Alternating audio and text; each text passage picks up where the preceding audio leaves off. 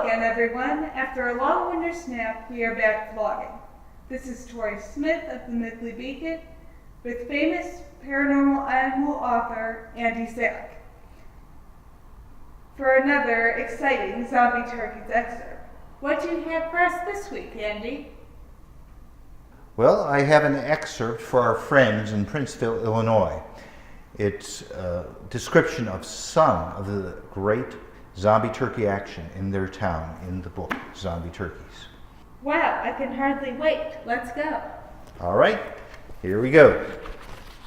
Chapter 3, Princeville. Jimmy Mannheim picked up the packages for his delivery in Princeville, a small town of less than 2,000 people, where he went to high school. He delivered the packages for a national package delivery service. The job gave him a little extra income to pay for the gas in his car. After delivering to 10 houses, he saw a flock of turkeys cross the road. A really big flock. The continual, high-pitched gobble gobble sounded eerie, rising from the flock in the cool morning air. He had heard about some sort of turkey problem in Hannah City and Kickapoo. Were they now in Princeville? Then several stopped and turned to face him. Their eyes gleamed blood red. Some marched toward him. Make that a lot march toward him.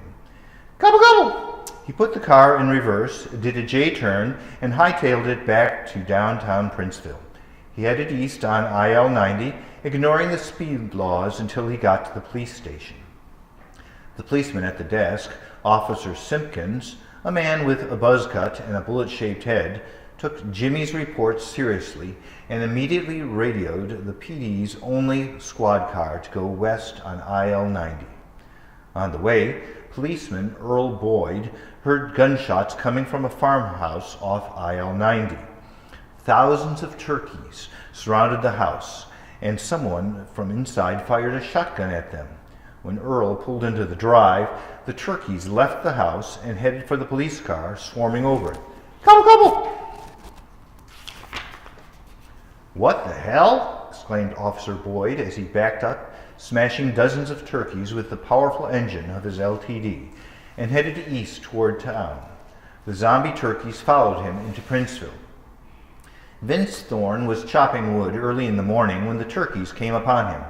Gobble gobble! They called by the hundreds as they flew over his fence. He wailed on them with his axe, dispatching several of them. More and more swarmed at him. He used his baseball-hitting skills to get the ones going for his face, but they encircled him, attacking him from the back and sides.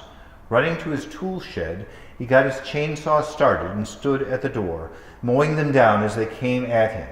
This went on for 15 minutes, long enough for him to build a 3-foot wall of sawn turkey pieces in front of him.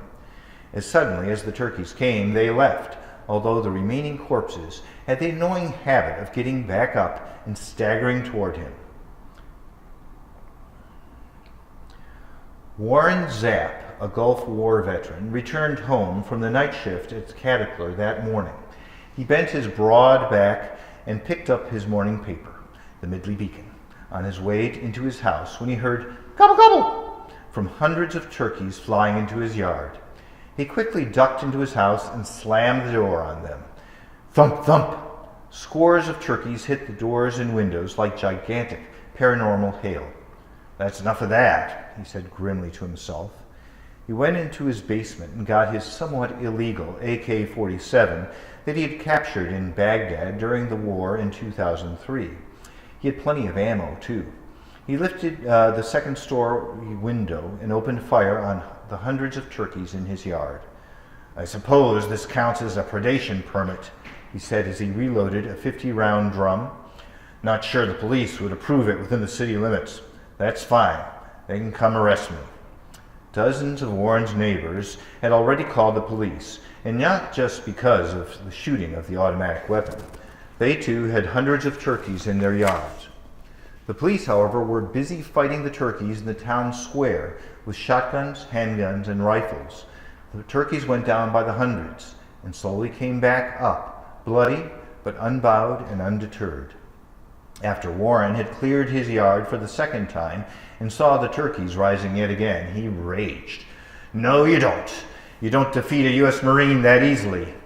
He went into his attached garage and filled mason jars and old liquor bottles with gas. He tore up a shirt and put a strip of cloth in each, screwing it on with the top. When he had several dozen, he went back to his second-floor window, lit the gas-soaked cloths, and threw them at those turkeys. Each exploded into a ball of flame when it hit, splashing them with flaming gasoline. Fire and being burned alive got through to the turkeys. They left his yard, even the resurrected ones that were not much more than bleeding balls of feathers. Oh ho, you don't like that.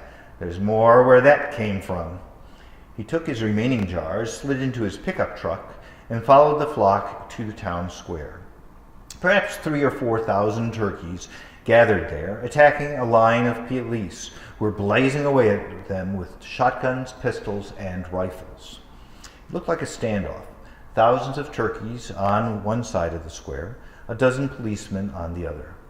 The back of his truck held a metal toolbox and a picnic cooler in addition to his Molotov cocktails. He filled them both with gas from the nearby station.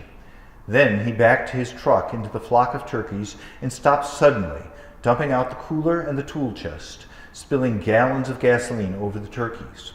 Then he tossed his Molotov cocktails at them.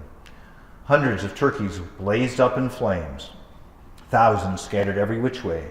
The zombie turkeys were finally on the run. Maybe the town would reimburse him for his cooler, tool chest, and the gas he brought. I don't know what to say. I hope Warren Zapp got reimbursed. I think he did, but I'm not sure. I'll check with Sam Melvin the next time I see him. That's all the time we have for today. Watch for our video next week. And if you haven't seen them, check out our YouTube channel. You'll find other excerpts and full interviews from Andy Zack there. Goodbye for now. That's all for this week.